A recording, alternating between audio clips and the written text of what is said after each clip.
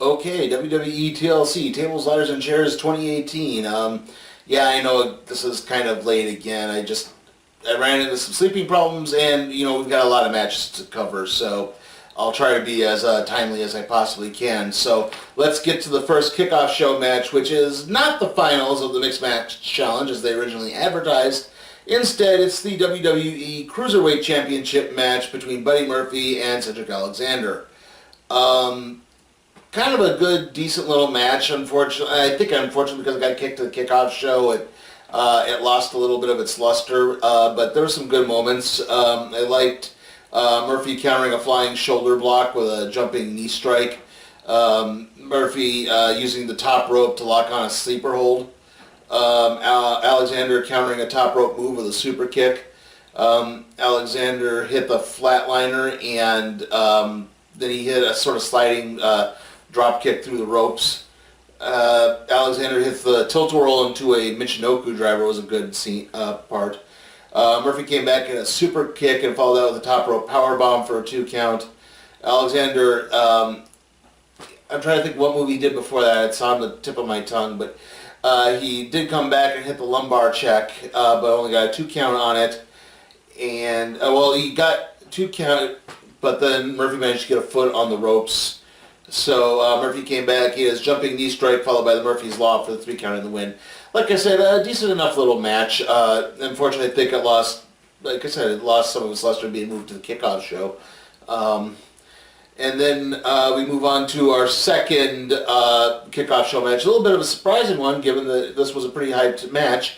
It's Elias versus Bobby Lashley in the guitar ladder match. The guitar's suspended in the air, and to win it, you have to climb a ladder and claim it.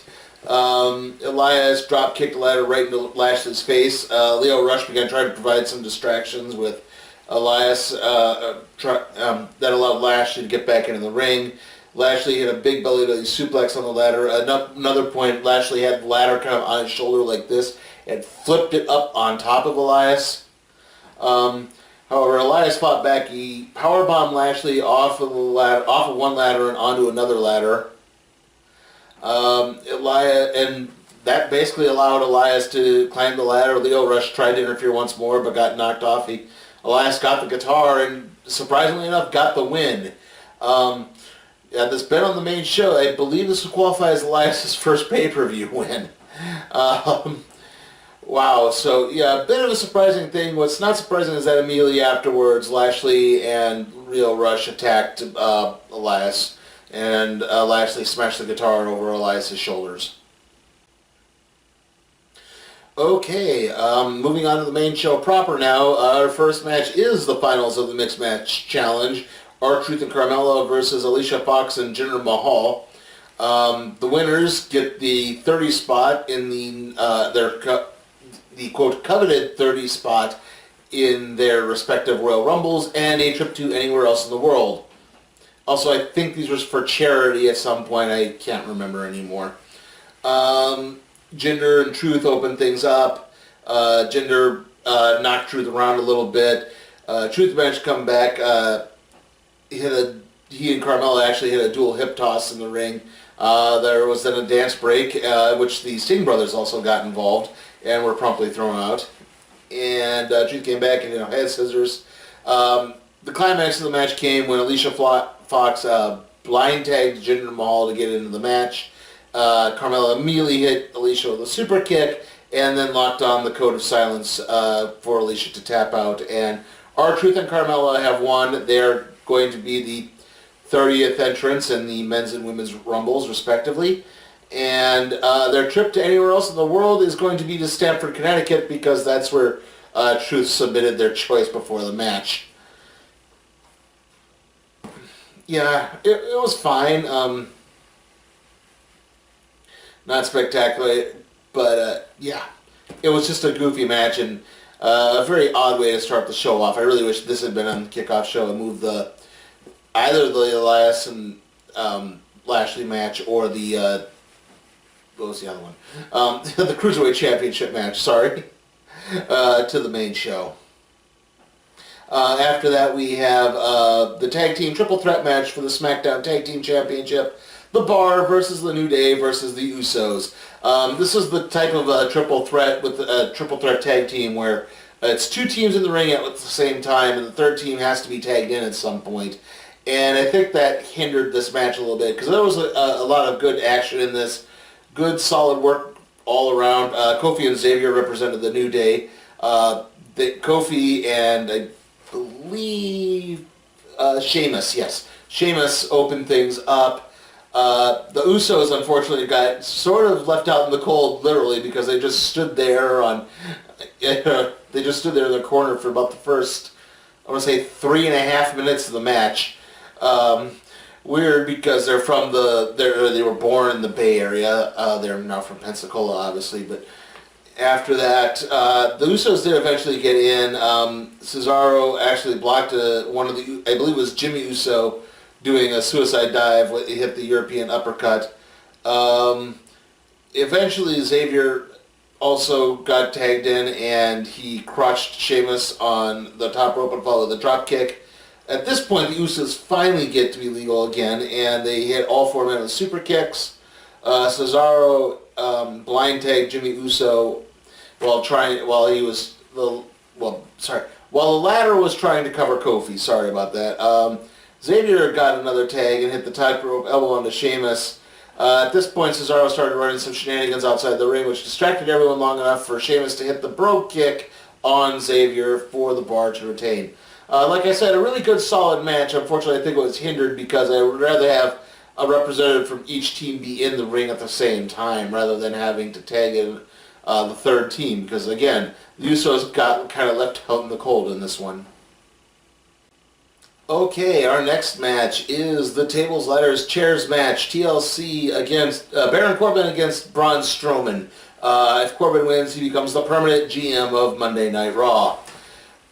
Heath Slater is the referee for the match. Corbin gets on the microphone and says, well, Strowman's injured, so we're just going to count to 10, and I'm going to win via forfeit, and I'll be Raw General Manager. But I understand a lot of you are upset with me. Your complaints are not falling on deaf ears, but too bad. And as Slater begins the 10 count, Strowman's music hits on count 7. Strowman comes out, his arm is in a sling again. Basically, he's in no real shape to compete. But he gets on the mic and points out that TLC matches are no disqualification. And then suddenly Apollo Crews comes out with a chair. And then Finn Balor comes out with a chair. And then Bobby Roode and Chad Gable come out with chairs. But as they all start to surround the ring, Heath Slater attacks Baron Corbin and and they all start beating on him. Corbin tries to head to the back, but then Kurt Angle comes out and he grabs a chair, and everyone hits their finishers on Corbin except for Braun Strowman because he still has his arm in a sling. But Strowman then comes in and puts his foot on Corbin's chest. Slater counts to 3. Braun Strowman wins. He gets a title shot at the Royal Rumble. Corbin is no longer GM of Raw. He's not fired yet, technically. He's still on the Raw roster, but obviously McMahon is coming out to make a big statement tonight. Don't know what that means necessarily, but we'll see what that is. After that, we had the tables match between Ruby Riott and Natalya. The Riott Squad came out with the table that has the Jim Neidhart decal on it. Liv Morgan and Sarah Logan immediately interfered in the match, distracting Natalya long enough for Riott to get something of an advantage. Natalya came back and hit Riott with a big belly-to-back suplex.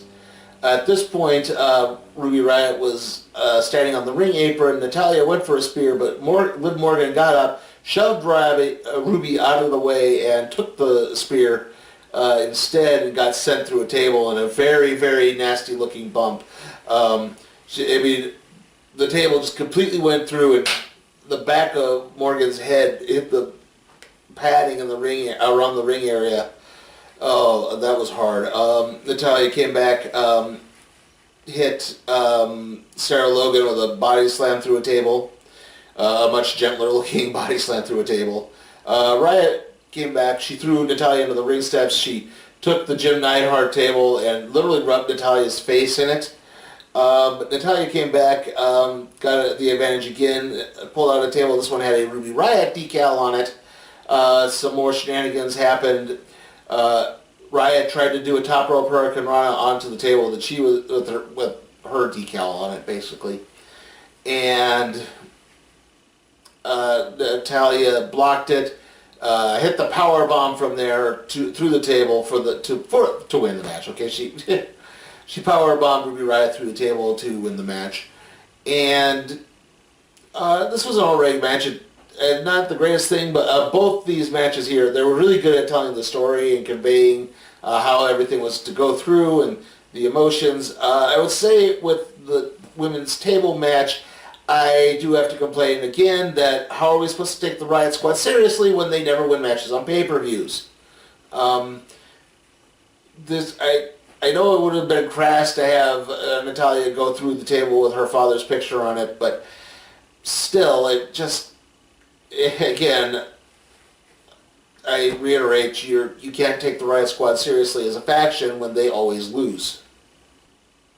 Okay, the next match is Finn Balor versus Drew McIntyre. This is just Finn Balor, this is not the Demon. McIntyre threw Balor off the turnbuckle and stomped on his finger. Balor came back with a drop kick to the knee. McIntyre came back, hit a big belly-to-belly, sent Balor all the way across the ring. McIntyre did a big vertical suplex. McIntyre went for a tilt-a-whirl backbreaker, but Balor fought out of that and hit a DDT. McIntyre countered the coffin drop kick, or the triangle drop kick, or whatever they call it, into the tilt-a-whirl backbreaker. He followed that up with a white noise from Brett's rope, and then the action kind of spilled to the outside, and that's when Dolph Ziggler popped out of the crowd and hit McIntyre with a super kick. He went after McIntyre with a chair, but McIntyre kicked the chair back into Ziggler's face. McIntyre grabbed the chair to get back in the ring. That allowed Balor to hit the dropkick onto the chair and into McIntyre's face. After that, Balor hit the coup de grace for the 3 count and the victory. Decent enough match, not spectacular, but a good way. The weirder thing with Ziggler interfering is Ziggler's supposedly a babyface now, but after that, Balor kind of expressed a little bit of disgust that Ziggler interfered in his manners, and Ziggler then attacked Balor backstage. So I don't really know what to make of that. Hopefully, maybe they will start doing some more things with both guys. Again, I'm just for guys trying to get more of an opportunity. Admittedly, it's one of the reasons why I don't like the dual-branded pay-per-views every month. I mean, I would rather have a brand-exclusive pay-per-view and then another brand-exclusive pay-per-view. Like, they don't need to do the 2 a month, okay? I get that was a little excessive. But I wish that they would just space these out a little bit more. That's all I'm saying. Like, keep SummerSlam, Royal Rumble, Survivor Series, Mania, and I guess Money in the Bank if you want to, as dual branded, and then use the intervening months to fill out with with one brand exclusive pay-per-view, alternating in those time periods. Unless again maybe 1 month you could do, or like July you could do 2 brand exclusive shows. I think it would really. Again, it would give guys more opportunity. You could put more matches that people would probably be interested in. After that, we have the chairs match between Randy Orton and Rey Mysterio.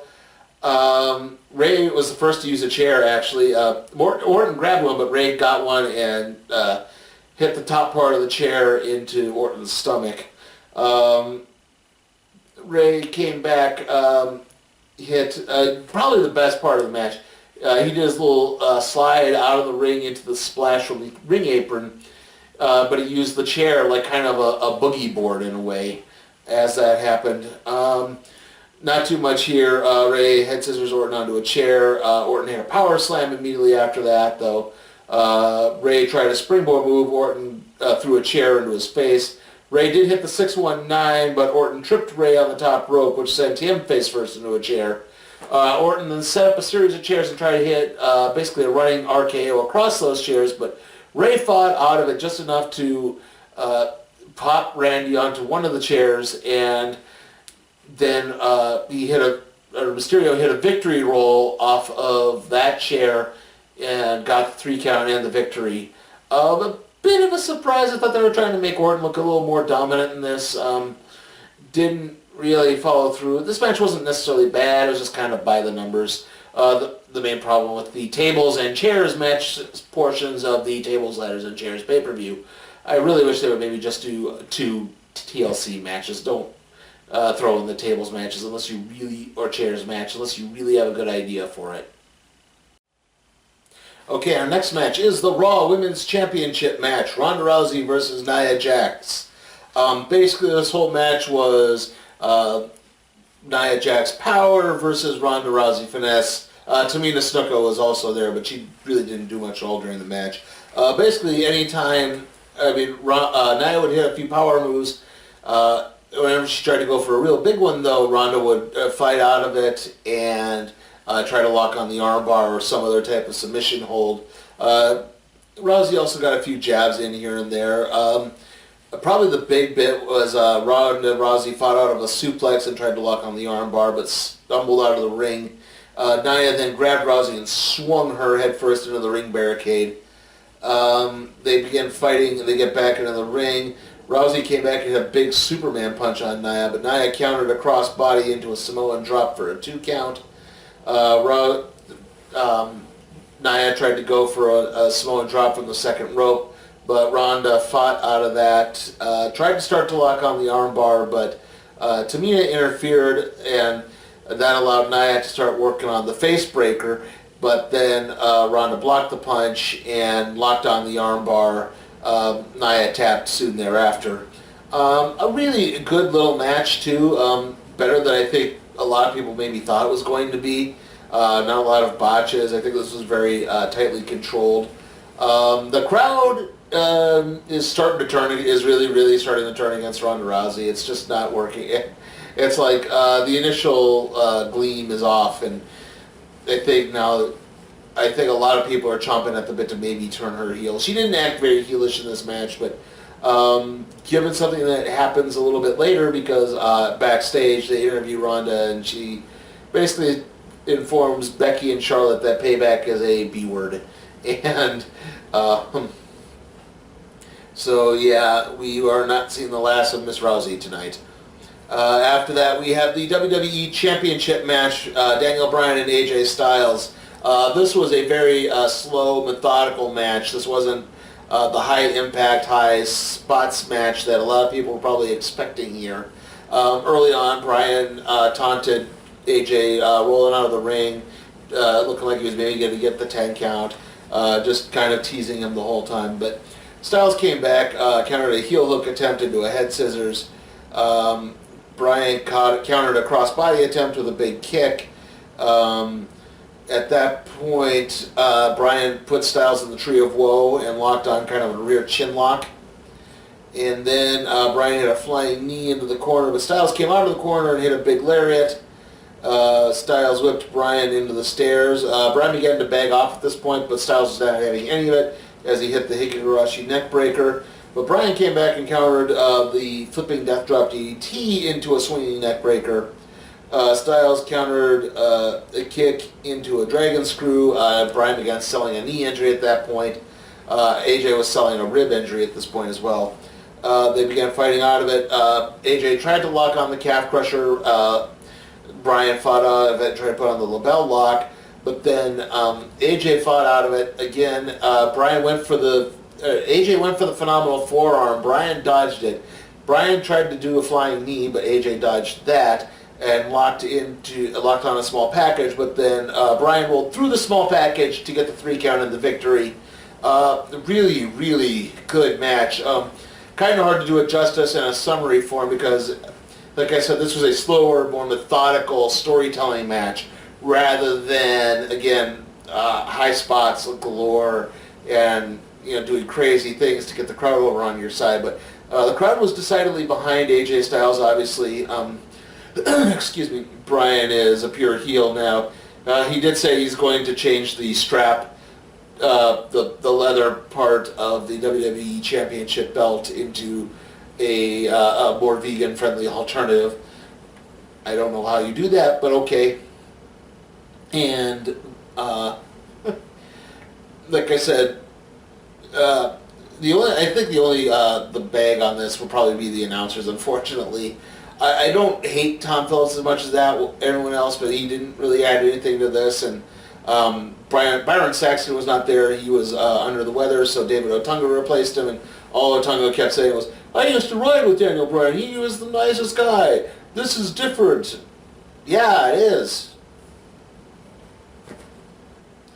Okay, our next match is the Intercontinental Championship match, Seth Rollins versus Dean Ambrose. Ambrose is playing this up to the hilt, immediately is taunting Seth as he gets into the ring. Seth slapped him right off the bat. Rollins hit a springboard clothesline. Ambrose came back, basically draped Rollins over the announce table. As this is happening, we have Renee talking about her husband, Dean Ambrose.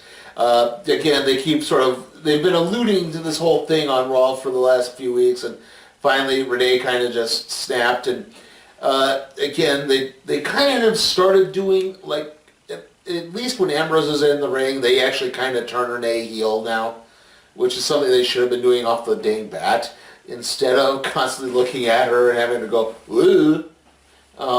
But one of the things that, she points out, basically her big thing was pointing out that, the staph infection he acquired while he was rehabbing his injury kind of threw him for a loop and upset him, and maybe that's one of the reasons why he's acting the way he is. After that, Ambrose came back, hit a flying elbow. Rollins hit a flatliner into the turnbuckle. Ambrose drop kick Rollins' knee and then locked on a cloverleaf. Rollins is selling his surgically repaired knee at this point. Rollins hit a slingshot leg drop. Ambrose was in between the second and third rope, and Rollins basically used the slingshot maneuver to drop down over the ring apron. Rollins tried to go for a suplex Falcon Arrow combination, but his leg gave out on the top rope. Ambrose countered a frog splash after that. Rollins hit the superplex Falcon Arrow for the 2 count. Rollins hit the barricade bomb on Ambrose. This was after Ambrose had tried to do the Shield fist bump, and Rollins just said, "Nope, that's not happening." And Rollins went for the curb stomp, but Ambrose countered that into the Dirty Deeds for the 3 count and the victory. Dean Ambrose is now a 3-time Intercontinental Champion. I've seen a lot of people kind of bagging on this match, and I think they might be overdoing it a bit. I actually enjoyed this match quite a bit. Again, I think the problem is you had a slower, methodical match with AJ Styles and Daniel Bryan, and you followed it with a slower, more methodical match with Ambrose and Rollins. They maybe should have done some shuffling around here. Like, maybe do either the SmackDown Tag Team Championship match or maybe the chairs match at that point. Again, just to have a bit more of a high-impact, high-spots thing going on. And then you could build into another slower, methodical match. I think at that point the crowd was starting to get a little turned off. And that leads us into our final match of the evening, the Triple Threat TLC match for the SmackDown Women's Championship, Becky Lynch versus Charlotte Flair versus Asuka. Now this was a big high spots match. They were definitely trying to finish this out a little bit better. Asuka drop kicked Becky and hit Charlotte with a big clothesline, with a big roundhouse kick. Charlotte slammed a ladder into Asuka as they finally started to get that in the ring. Becky got a table put in the ring with Charlotte mounted, but then Asuka powerbombed Charlotte off of the ladder through the table. At this point, the action spilled to the outside of the ring. Becky tried to do it came off the ladder. drop kicked Asuka off the ladder with it was a missile drop kick from the corner rope. That's what I'm talking about. Again, it got to the outside of the ring. Charlotte hit her moonsault to the outside of the ring. Becky then set up a ladder and hit a guillotine. Tried to hit it on both Charlotte and Asuka, but only got Charlotte, who was draped over the announce table. Charlotte got back in there. Becky and Asuka began fighting on top of the ladder. Charlotte came in with a kendo stick. All women got to use the kendo stick at some point. Becky hit the Bexploder on Charlotte through the table that was set up on the ring barricade. Charlotte came back and speared Asuka through the little section of the ring barricade near the timekeeper area. Charlotte then hit a swanton bomb to the outside of the ring on Becky, who was lying on a table. Charlotte and Asuka got on the ladder and started fighting. Becky got on the ladder of her own. Charlotte knocked Asuka off of that and began fighting with Becky on her ladder. And as this was happening, Ronda Rousey came down to the ring, very, very leisurely down to the ring, and tipped over the ladder with Becky and Charlotte on it. Becky and Charlotte both got caught up in the ropes, basically. And that enabled Asuka to climb a very, very wobbly ladder to pull down the championship belt and win the match. Like I said, good high spots action, did a really good job of telling the story. I agree with a lot of the consensus that I think the ending kind of dragged the match down a little bit, unfortunately. I don't mind the idea of Ronda Rousey interfering, but again, to have her just kind of casually saunter down to the ring, not sprint down to the ring, not come out of the crowd, and then, just again, very casually, they had two ladders that were set up next to each other. She walks under one ladder and basically just like very, very gingerly tipping the other ladder over, and it's like, I don't think you worked this through very well. And again, I don't know if this means Ronda Rousey's a heel, because Charlotte's kind of a heel and Becky wants to be a heel, though everyone cheers her. It does seem the prevailing rumor right now is going to be that Charlotte and Ronda will be facing at the Royal Rumble, with all likelihood Becky probably winning the Royal Rumble and going to face Ronda at WrestleMania. At least I hope that's how it turns out. I hope they don't shoot this whole thing off too early. Anyway, this was kind of the big mea culpa show for the last few weeks. Raw has been absolutely terrible, and SmackDown has only been good because it hasn't been Raw. Unfortunately, I know this. Thankfully, obviously next up will be the Rumble. That's on the 27th. The NXT TakeOver will be on the 26th. And that means we're going to get into the WrestleMania hype season. They won't have to contend with football as much anymore, so they at least have that going for them. Overall, I am going to give TLC 2018 a B. I did think it was a really solid show. Not hugely spectacular, but again, it could have been so much worse given the build-up. I mean, it far exceeded the build-up. And yeah, hopefully this does mean that things are going to start picking up soon. So hopefully that goes through. So the next video up is going to be, it's the 3 movie reviews that are going to be up soon. First up will be Mary Poppins, then Aquaman, and then Bumblebee. Bumblebee might not be up until Monday. Obviously, we're getting some visitors in for the holidays, and I don't know, I know I'm doing something Saturday night, so I think I'll be able to do, basically I'll see Mary Poppins on Wednesday, probably have the review up on Thursday, I'll see Aquaman on Thursday, probably have the review up on Friday. I should hopefully then be able to do Bumblebee on Friday, but I can't say for certain. Like I said, Bumblebee might be up on Monday instead. See you all next time.